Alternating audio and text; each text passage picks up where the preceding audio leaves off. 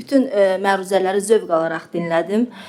Burada ortaq əlifba ilə bağlı, Türk dövlətlərində yaşayan insanların təhsilə marağı ilə bağlı, yəni ortaq statistik bir göstəricilərlə tanış olduq və özümüz üçün də yeni bir nüanslar aşkarladıq. Mən burada Zahid müəllim sizin vurğuladığınız iki məqama diqqət çəkmək istəyirəm. Çünki bu çox vacib bir məqamlar idi və xüsusilə Türk dövlətlərin yanaşmasında, birləşməsində bu məqamlar çox vacibdir. Bunlardan birincisi nə idi? Siz vurğuladınız, vaxtilə şərqdən qərbə gedən beyin axınını, fikir axınını bugün məhz yenidən qərbdən şərqə yönəltmək. Bu çox vacib amildir. Çünki əsrlər boyu bilirik ki, yəni Türk poeziyası, Türk fəlsəfi fikri, yəni qərbə nə qədər stimul verib və hətta sonradan qərbdə gedən cərəyanlaşma, modernləşmə proseslərinin alt qatında məhz şərq fəlsəfi fikrinin dayandığı məlum bir faktlardan biridir. Vaxtilə Yaşar Qarayev yazırdı ki, 90-cı illərdə qloballaşmanın vüsət aldığı bir dövrdə yazırdı ki, şah mətləb, ana sual, vahid informasiya məkanından nə isə götürmək olmamalıdır. Həm də bura nə artırmaq şəklində qoyulmalıdır. Hansı təkrarsız milli çalar.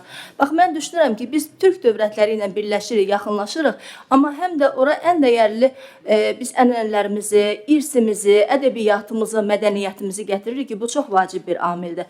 Bir də bir məqam vurğuladınız, Qarabağ Universitetində Türk dövlətləri bununla bağlı bir layihələr həyata keçirmək. Bəli, Qarabağ Universiteti yaradılanda mən elə Elm və Təhsil Komitəsində çıxış edərək bildirdim ki, biz Qarabağ Universitetini həm də bir məfkurə işi kimi yanaşmalıyıq, ideoloji işin bir tərkib hissəsi kimi yanaşmalıyıq.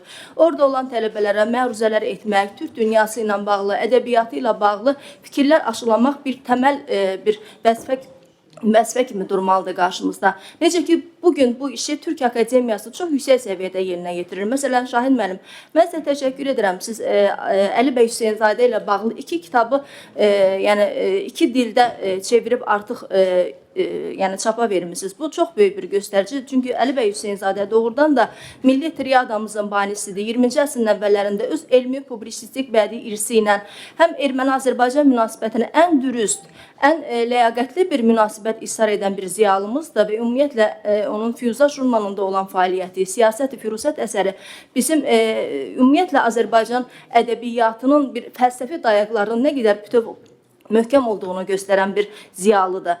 Mən uğurlar arzulayıram. Bütün yəni konferans boyu səslənən fikirləri çox önəmli hesab edirəm. Düşünürəm ki, Zahid müəllim, növbəti ildə 2026-cı ildə Türkiyoloji Qurultayın 100 illiyi gəlir.